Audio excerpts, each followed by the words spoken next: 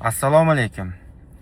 Men bizni prokuratura tizimida ishlayotgan ko'plab xodimlar, ularni ota-onalariga, prokurorlarimiz yaqinlariga murojaat qilaman deb o'ylamaganman, lekin bugun majbur bo'lyapti. Sababi ularda aksariyatini o'ziga murojaat qilganning foydasi bo'lmayapti. Devorga gapirding nima, ularga gapirding nima, hech qanaqa bir natija yo'q. Sababi ularning ko'pchiligi bugun qullik psixologiyasi bilan yashayapti. Hammasi emas, ko'pchiligi. Halol ishlab qiyin bo'lsa ham chidab yurganlari bor, lekin kam ular.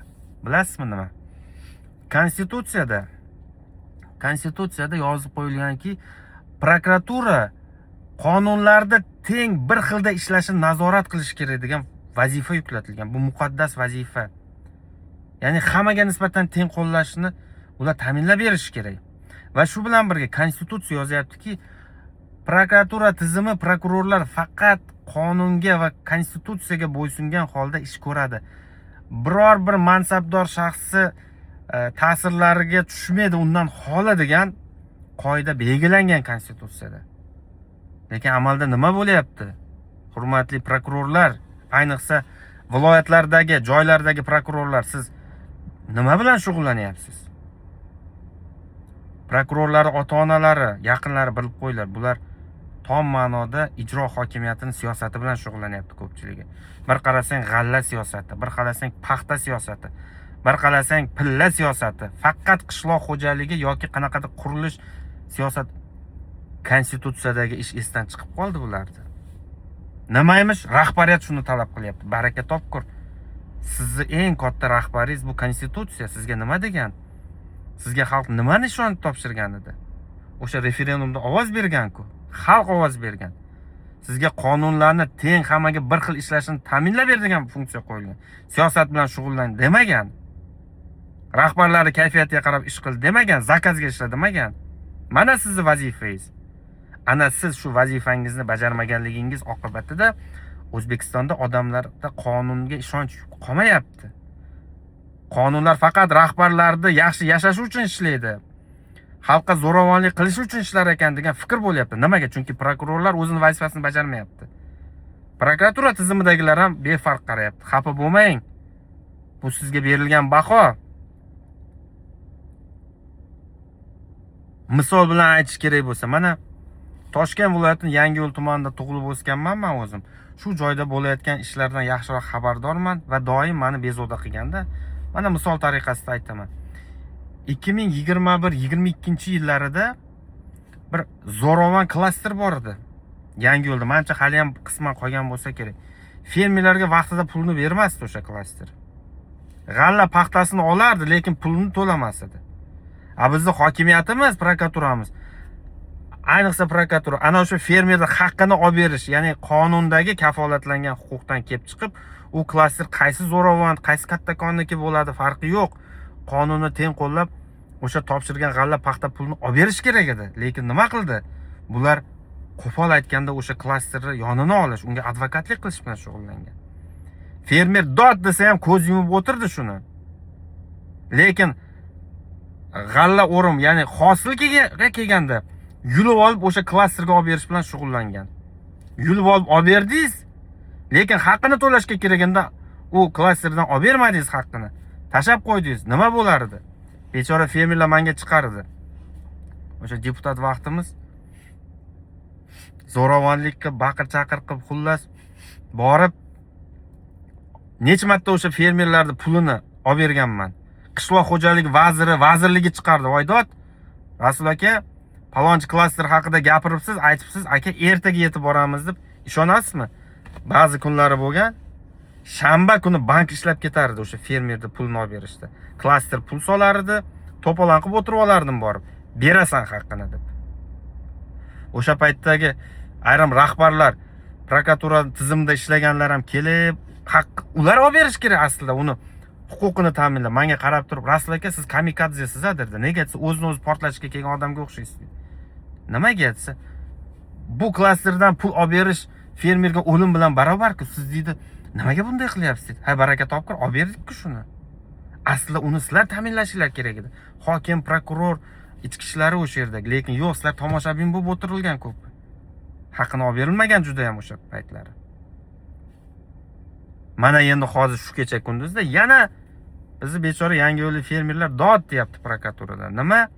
Yana bizni prokurorlarimiz g'alla siyosati bilan shug'ullanyapti. Asosiy ishi esdan chiqib qoldi ularda. Hosilda to'ldir, ana klastermi kimgadir g'allani rejani topshirasan, topshirmasang qamayman, boshqa tak nechtasini qamab qo'ygan fermerlarni hozir xalq bergan, qonun bergan vakolat suiiste'mol qilib, qaysidir klasterga bug'doy berish uchun bechora fermerni, tadbirkorni tiqib qamab, qo'rqitib, bolalarini ko'z yoshini, boshqasini to'ktirib, qaqshatib olib berish bilan shug'ullanyapti. Ertaga lekin haqqini olib berishga kelganda yana ko'z yumiladi. Mana nima bilan shug'ullanyapsizlar? Misol uchun men Yangiyo'l haqida gapiryapman bitta. Bu Yangiyo'lda prokurorini bir vaqtlar prezidentimiz ham selektorda ishdan bo'shatilsin degandi, lekin bilmayman qaysi yo'l bilan qolib ketgan bu kishi. Mayli, yo'qni Xudo biladi. Lekin bugun xalqni, odamlarni qaqshatish bilan shug'ullanyapti bular. Tenglikni ta'minlamayapti. Yoqadimi, yo'qmi? Nimaga men ota-onalariga, yaqinlariga murojaat qilib aytayapman?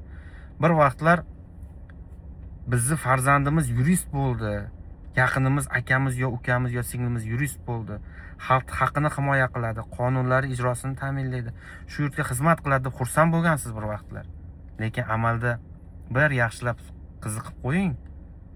Nima bilan shug'ullanyapti? Xalqning roziligini olishmi yo siz ota-onalar yaqinlariga shotiga la'nat tushirish bilan shug'ullanyaptimi? Qullik psixologiyasi bilan yashanganligi uchun, shunchaki shu mansabda qolish istagi bo'lganligi uchun, qo'rqqanligi uchun, qonundan emas, qabrga tushganda javob berishdan qo'rqish emas, shunchaki rahbarning kayfiyati, buni kayfiyatdan qo'rqqanligi uchun qanaqa zulm qilayotganligini bir qiziqib ko'ring. Sizni shotingizga, yaqinlarning shotiga rahmat olib kelyaptimi oddiy odamlardan yo la'natmi? Mana shuning uchun men murojaat qilyapman. Bu bola juda ko'p gapiraveradi, o'zi buni qamab yuborish kerak, buni yo'q qilib yuborish kerak deydiganlar ham topiladi oranglarda. Mayli. Men yo'q bo'lganim bilan sizni shotingizga rahmat kelmaydi baribir. Yoki men aytayotgan haqiqat yolg'on bo'lib qolmaydi. Bu haqiqatligicha qoladi. Uyg'oning, hurmatli prokurorlar. O'zingiz ishingiz bilan shug'ullaning. Qo'ying endi. Siz qaysidir ijro hokimiyatining rahbarining quli emassiz-ku. Siz qonunni teng qo'llanishini nima tarafdori bo'lishingiz kerak. Savol bering o'zingizga. Oxirgi vaqtda kimni haqqini, oddiy bir odamni bir kattakondan himoya qilib, haqqini himoya qilib turib berdingiz? Qaysi fermerni, qaysi dehqonni yoki qaysi bir oddiy insonni haqqini ana zo'ravonlik qilayotgan bir amaldordan himoya qilib turib berdingiz? Bormi o'zi shunaqa ishingiz? Vaholanki sizni har kunlik ishingiz shu bo'lishi kerak. Har kuni siz kerak bo'lsa o'nlab, yuzlab odamlar haqqini ana zo'ravonlardan himoya qilib teng ta'minlab berishingiz kerak. Ana o'shanda O'zbekistonliklar, oddiy odamlarni qonunlarga ishonchi bo'lar edi. Bu yurtda tenglik bor, qonunlarni qo'llashda.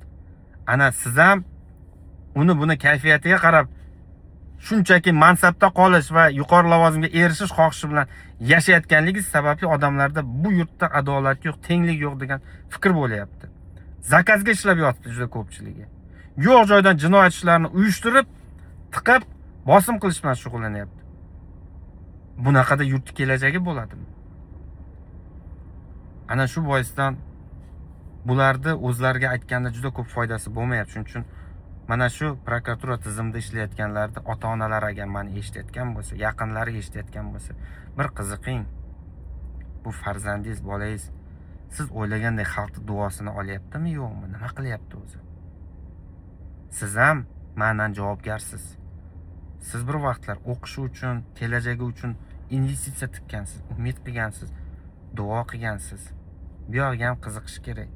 Boshqa yo'li yo'q. O'zgarmayapti. Shu hammaga insof bersin. Tizimda halol qiyin bo'lsa ham vijdonan ishlayotganlarga yana ham kuch-quvvat tilayman. Hurmatli bosh prokurorimiz ham mana shu masalalarga bitta e'tibor qaratib qo'ysa yaxshi bo'lar edi. Bir vaqtlar ochiq inson edi u kishi. Hozir u kishini oldiga ham kirib borish orzu bo'lib qolgan. Kirib bora olmaymiz. Osmondalar u kishi ham. Balki yerga tushish vaqti kelgandir. Senatda rais bo'lganlarida xalq ichida edi u kishi. lekin o'zgarishlar bo'lyapti. Buni ochiq aytish kerak. Bizlar ham emin erkin kirib bora olardik bir vaqtlar u kishini oldiga. Juda xalqparvar, oddiy inson edi. Oddiy odamlarga qayishadigan. U kishiga kirib borish muammo emas, lekin hozir oxirgi yillarda men birorta insonni eshitmadimki, oddiy inson xalq prokurorni bosh prokuror oldigacha kirib bora oldim degan. Balki bosh prokuror bilmaslar, lekin ularni oldiga kelguncha shunaqangi to'siqlar qo'yib tashlashgan. U kishini ham o'rab olgan atrofini yolg'onlar bilan. Nig'matilla To'lqinovich, siz xalqparvar inson edingiz. Umid qilamanki, prokurorlarni ijro hokimiyatining siyosati bilan emas, konstitutsiyadagi yuklatilgan vazifasi bilan shug'ullanish masalasiga yaxshilab e'tibor qaratasiz va tarixda odamlarni duosini olgan prokuror, prokuratura tizimi sifatida qolishiga hissa qo'shasiz degan umiddamiz. Sog' bo'ling.